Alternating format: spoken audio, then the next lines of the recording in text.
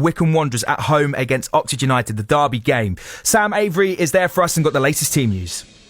Thanks, Chris. And it's two changes from the side that lost against Sheffield Wednesday a week and a half ago for the Chairboys. So Joe Jacobson and Gareth McCleary both dropped to the bench. They're replaced by Sam Vokes and Jason McCarthy. So Wycombe line up with Max Strayek in goal. It's a back four of Jordan Abita, Ryan Tavazoli, Jack Grimmer and Jason McCarthy. Midfield duo of Lewis Wing and Josh Scowen.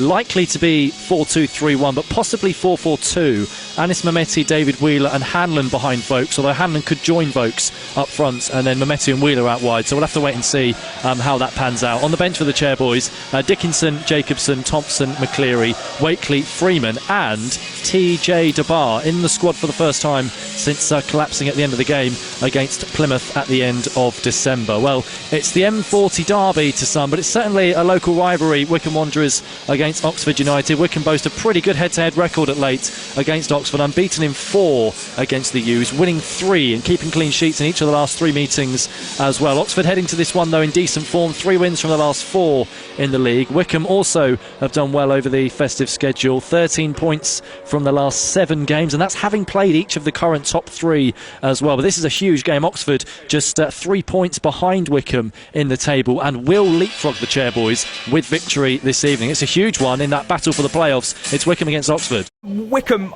only game in a 3-week period, isn't it? They've had a load of games called off and postponed and missed games. Is that going to play an effect, do you think, for Wycombe, or is that a better chance for them to prepare going into this one?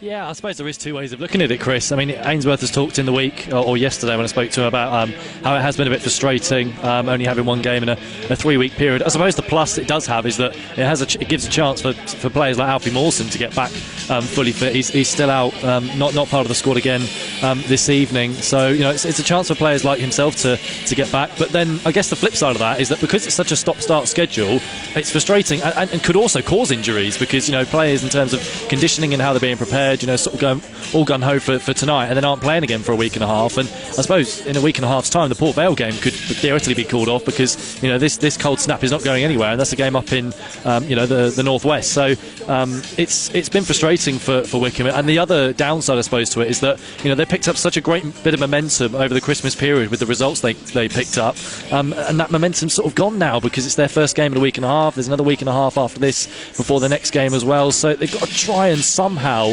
keep that momentum going, but it's very difficult when you've got such a stop-start schedule that Wycombe have at the moment. In the games where they've had less possession than the opposition, they seem to win those fixtures. It kind of shows the sort of mentality around Wycombe and where they prefer to be. They prefer to be the side where they're not dominating the ball, but more counter-attacking or being a little bit more direct. It's the style that we've come to know a little bit from Wycombe over these last few seasons. Yeah, I asked Ainsworth about this the other week, and he really sort of, you know, agreed that Wycombe prefer to have less possession. And you look at the results when they have less possession, it's stark contrast. They average 2 points per game when they've got less possession than the opposition, and then in games where they've had more possession than the opposition, which isn't that often, to be fair, but often enough. And you have to go back to March last year for the last time Wycombe won a game with more possession than the opposition. And this poses a real problem because, well, for a few reasons, really.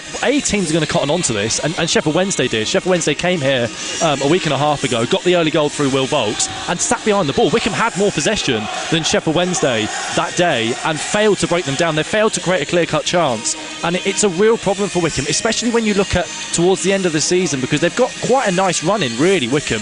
I think each of the last 6 games are against teams in the current bottom 10. So if they get themselves into a decent position like they're in now, just outside the playoffs, you'd fancy them to win most of those games at the end of the season. But the problem is they're all relegation threatened sides, most of them, so they're going to come to Adams Park or when Wycombe go there and really sit behind the ball and ask Wycombe, can you break us down? And from what we've seen this season, they can't.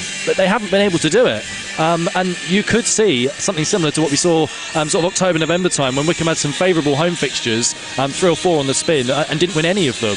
And I fear that the same could happen at the end of the season. If Wycombe get themselves into a good position, it could be their frailties in possession breaking teams down that could be the difference between whether they get in the playoffs or not this season.